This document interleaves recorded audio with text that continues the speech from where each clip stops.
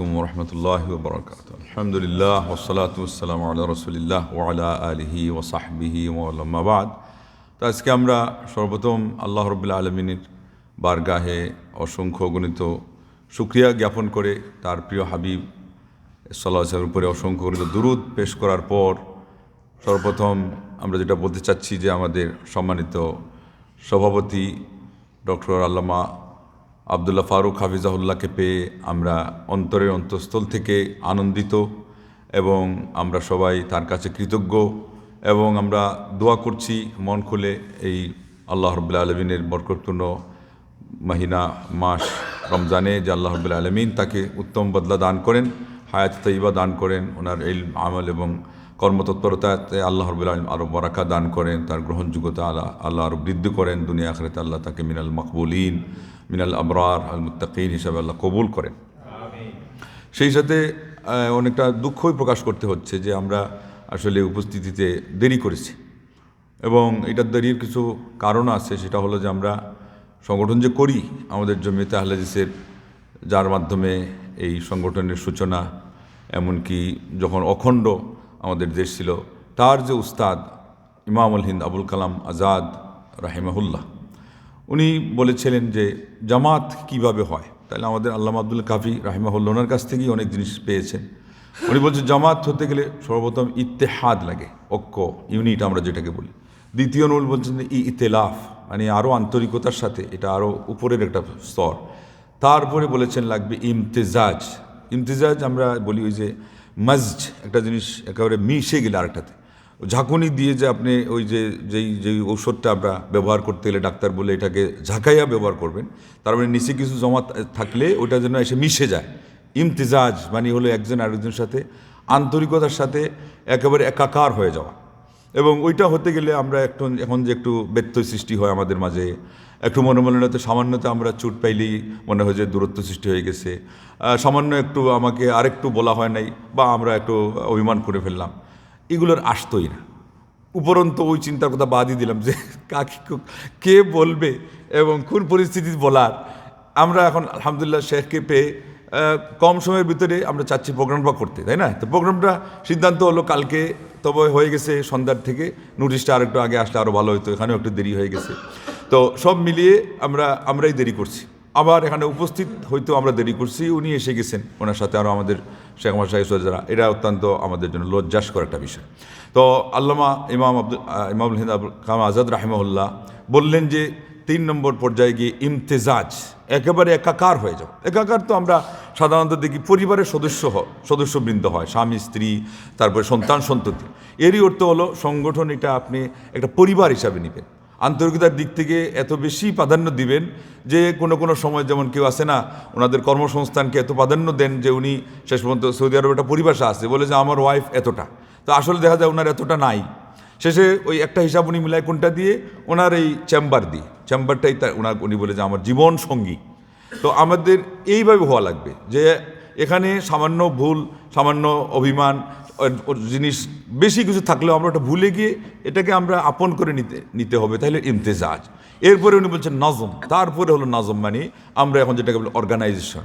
তো এই যে উনি এখানে শেষে এটাকে দিয়েছেন এবং এরপরে বলেছেন যে এটাকে নেতৃত্ব দিবে হলো আপনার এই, যদি রাষ্ট্র থাকে তাহলে আল ইমামাতুল ওজমা, আর যদি রাষ্ট্র না থাকে তাইলে ওনার ইস্তেমবাদ দেখেন ওই হাদিস থেকে নিয়েছেন যে ওই সফরে যে 3 জন গেলেও আল্লাহ নবী সাল্লাল্লাহু আলাইহি ওয়াসাল্লাম বলছেন একজন আমির হবে। তো এখানে পরিবেশ যদি দেখা যায় এরকম নাই, তাহলে পরে এই একজন আমিরকে দিয়ে হলো এটা চলবে। চিন্তা করেন একটু ভালো করে, আল্লাহ নবী সাল্লাল্লাহু আলাইহি ওয়াসাল্লামের যুগ থেকে অনেক সময় এখনকার যেই আপনাদের পরিচিত সংগঠন এটা ছিল না, কিন্তু এক একজন বড় বড় ইমাম, বড় বড় আলেমকে কেন্দ্র করে এক একটা মানে দুনিয়া ব্যাপী একটা বিপ্লব সৃষ্টি হয়ে গেছে। আল্লাহ নবী সাল্লাল্লাহু আলাইহি ওয়াসাল্লাম পরে সাহাবাদের যাদের খেলাফত ছিল এরা ছাড়া অন্যান্যদের যদি আপনারা দেখেন, এরপরে হাসান বসরি দেখেন, এরপরে আপনার ইমাম ইবনে তাইমিয়া রাহিমাহুল্লাহকে দেখেন, এরপরে আপনার হিন্দিকে দেখেন, শাহরুল্লাহ মুহাদ্দিস দেহলভিকে দেখেন, ঠিক ইমাম আবুল কালাম আজাদ রাহিমাহুল্লাহ, ওনার সামনে মৌলানা মওদুদী সাহেব তার নথিপত্র পেশ করেছেন, মানে উনি বলছেন সংগঠন শুরু করব, বলছেন যে দেখাও আমাকে। তো উনি দেখার পরে ছুঁড়ে মেরে দিয়েছেন, বলছেন যে এগুলো আমার অভিজ্ঞতা হয়ে গেছে। কিন্তু এখন যে কথাগুলি উনি বললেন, উনি এটাকে বলছেন যে জামাত, যে মুসলমানদের একটা জামাত হতে গেলে এই জিনিসগুলো লাগবে। তার মানে এই ধরনের কোনো সংগঠনের চিত্র যদি না থাকে কোনো জায়গায়, তাহলে পরে ওই ধরনের যে কথাগুলো উনি বললেন, ক্রাইটেরিয়া যেগুলো, এগুলোর ভিত্তিতে মুসলমানদের মধ্যে একটা ঐক্য থাকা দরকার।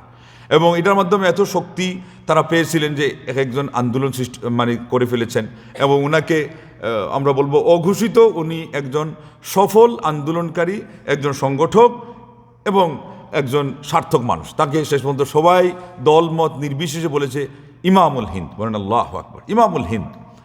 তো এই জিনিসগুলো আমাদের মধ্যে আসা দরকার। এগুলো যদি এসে যায় আলহামদুলিল্লাহ, তাহলে পরে দেখা যাবে আমরা যে কোনো একটা জিনিসের সফলতা অর্জন করতে পারবো। এবং এটার সাথে আমি একটা খালি সম্বন্ধ দিয়ে আপনাদের শেষ করে দিচ্ছি। আমাদের এই যে বৈষম্য বিরোধী আন্দোলন, এটা যে সফল হয় নাই, তার কয়েকটা কারণের মধ্যে একটা যেমন প্রধান কারণ আছে যে ইমান, আকিদা, সুন্নাহর অনুসরণ। এর মধ্যে আরেকটা খুবই গুরুত্বপূর্ণ কারণ হলো যে এখানে একটা নেতৃত্ব, এবং এই নেতৃত্বে সবাই একমত ওটা ছিল না। ওসমান আব্দুল হাদি শেষ পর্যন্ত দুঃখ করে তাদেরকেই বলছে যারা এগুলো করছে, যে তোমরা নিজেদেরকে নিয়ে ব্যস্ত হয়ে গেলা, এই আন্দোলনটা তো সবাই মিলে আমরা করছিলাম দেশের জন্য। শেষ পর্যন্ত সে তো তার পান হারাইলো, আজকে তার হিসাবও পাচ্ছে না, বিচার তো দূরের কথা। এখানে কোন জায়গায় গ্যাপ হয়েছে?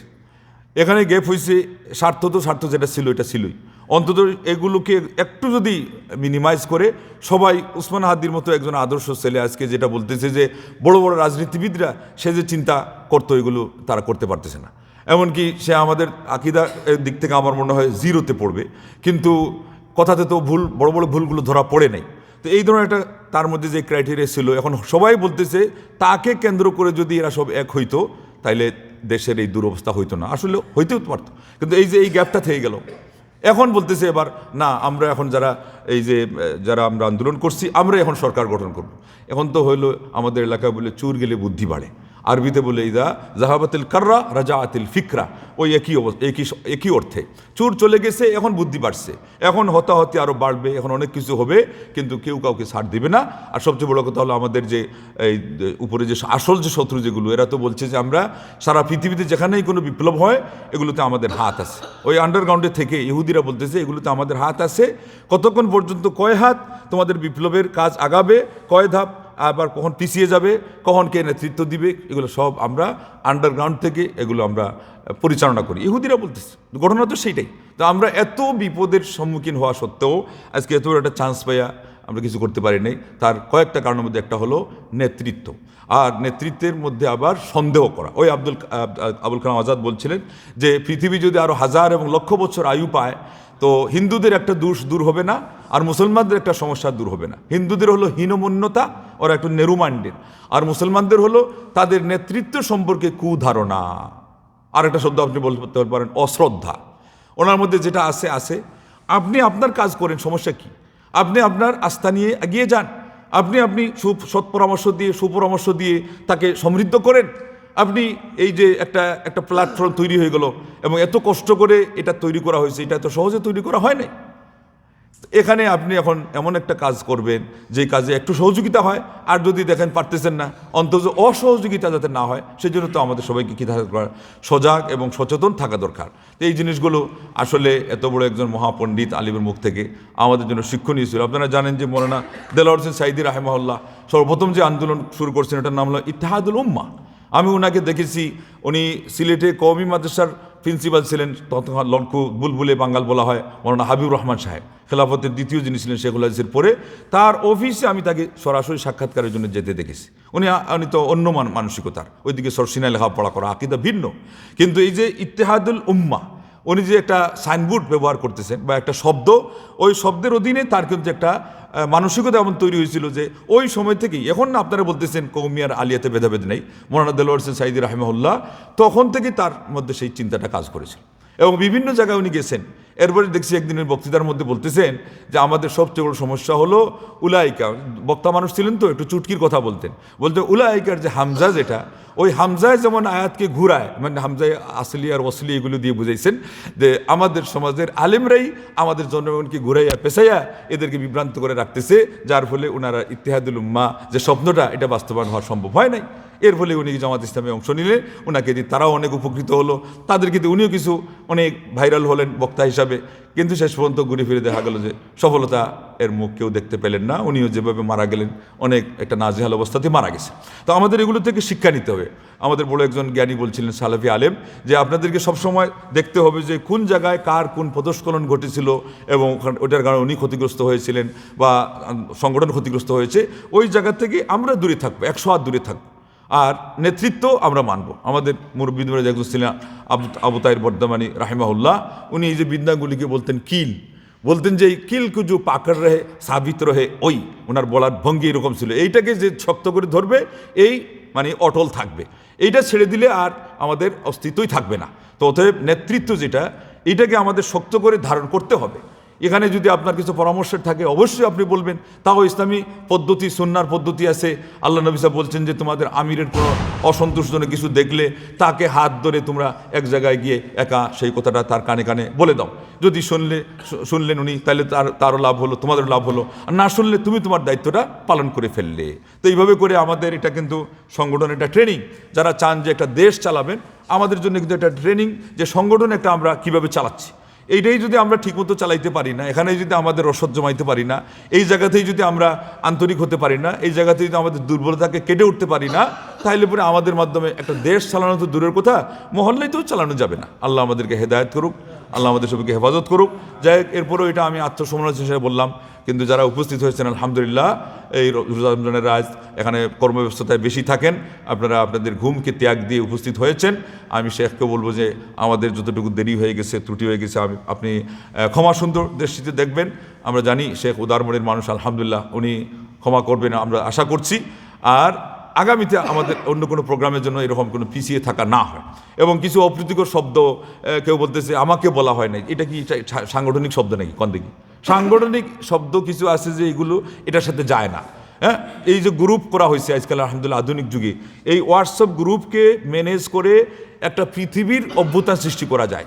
ওই সময় বলা হয়েছিল অনেককে যে এইটার মধ্যে আপনি যদি সিস্টেমে আনতে পারেন, নেটকে ব্যবহার করে যেটা করতেছে ইহুদিরা আন্ডারগ্রাউন্ডে থেকে কেমনে বলতে সারা পৃথিবী চালায়, ওই যে ইন্টারনেটকে ব্যবহার করে, তাইলে এই ধরনের প্রোগ্রামগুলোকে ব্যবহার করে ইউনিট সৃষ্টি করা যায় এবং যে কোনো মুহূর্তে এক জায়গায় একটা অপারেশনের দরকার, সেই জায়গায় এই যোগাযোগের মাধ্যমে সরাসরি কোনো ফোন করাই লাগবে না, সেই জিনিসগুলো সফল করা যায়। আর এগুলো দেখছে, এমন না যে দেখা হয়নি, তার মানে হলো আমাদের অলসতা এখনও যায় নাই।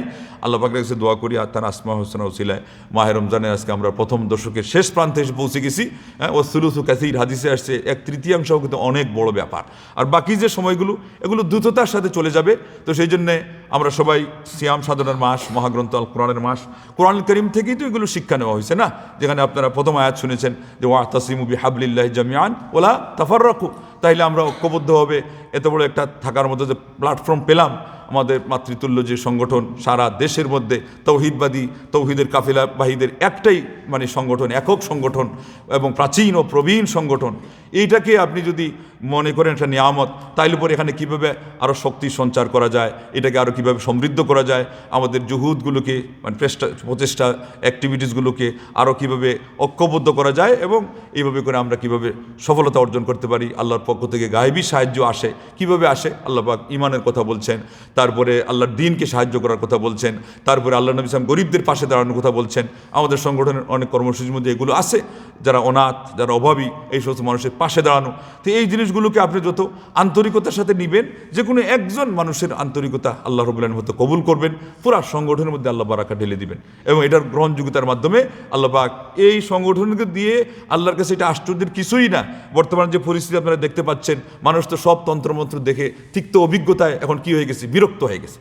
আল্লাহ রাব্বুল আলামিন হয়তো এমন একটা পরিবেশ এনে দিবেন যে খেলাফত যেটা আমরা বলতেছি, এটা শেষ পর্যন্ত আল্লাহ এনেই দিতে পারেন। এবং আপনি যদি নিজেকে যোগ্য করে তুলেন, আমি নিজেকে যোগ্য করে তুলি, আমাদের সংগঠনে পর্যাপ্ত এবং প্রচুর পরিমাণে ব্যক্তিদেরকে আমরা এইভাবে প্রস্তুত করে তুলি, আল্লাহ পাক দেখবেন যে আমাদের হাতেই নেতৃত্ব তুলে দিবেন। এটা অত বড় কিছু একটা বিষয় না, দুনিয়াটা আল্লাহর কাছে এত বড় ম্যাটার না। আমরা যারা সর্বনিম্ন যিনি জান্নাতে যাবেন, 10 দুনিয়ার মতো পরিমাণ যারা আছে, এরা তো সবাই গেইনার, এরা সবাই বড় লোক, এবং আমাদের দরকার অন্তরকে বড় করা এবং আমাদের দায়িত্ব, যে গুরু দায়িত্ব আল্লাহ আমাদেরকে দিয়েছেন, এটা পালন করার জন্য মানসিক প্রস্তুতি নেওয়া এবং যেই পরামর্শ দেওয়া হয় আমির মেনে, সভাপতিকে মেনে এবং এই মুরব্বীকে মেনে আপনাদের কাজের মধ্যে কি করা, আমাদের রস সঞ্চার করা এবং একজন আরেকজনকে মহব্বত করা, অন্তর দিয়ে ভুল হয়ে গেলে ক্ষমা সুন্দর দৃষ্টিতে দেখা, আবার বলতেও দ্বিধাবোধ না করা, আর এরপরে একজন আরেকজনকে অভিশাপ না দিয়ে, কেউ কাউকে আপনার খারাপ না জেনে, মনোমালিন্যের মধ্যে নিজে না থেকে সবাইকে আল্লাহর ওয়াস্তে মাফ করে দেওয়া, এটাই হলো আমাদের একটা ঐক্যবদ্ধ তাওহীদি কাফেলার স্বভাব হবে। এবং সুন্নাহ ভিত্তিক আমাদের আমলের মধ্যে আল্লাহ রাব্বুল আলামিনের মাধ্যমে অবশ্যই বারাকা দান করবেন। আমি একটু লম্বা করে ফেললাম। আল্লাহর জন্য আমাদের এই আজকের বসাকে কবুল করেন এবং শেখ যে অনেক কষ্ট করে আমাদেরকে সময় দিলেন তার আশাকে আল্লাহ কবুল করেন এবং সর্বোপরি আমাদেরকে এই সংগঠনে যারা অংশ নিয়েছেন, শ্রম দিচ্ছেন, আল্লাহ সবার শ্রমে বারাকা দিয়ে কবুল করে আমাদের দুনিয়া আখিরাতে আল্লাহ পাক সফলতা দান করেন। আমিন। ওয়া আখিরু দাওয়ানা আলহামদুলিল্লাহি রাব্বিল আলামিন। আসসালামু আলাইকুম ওয়া রাহমাতুল্লাহি ওয়া বারাকাতুহু।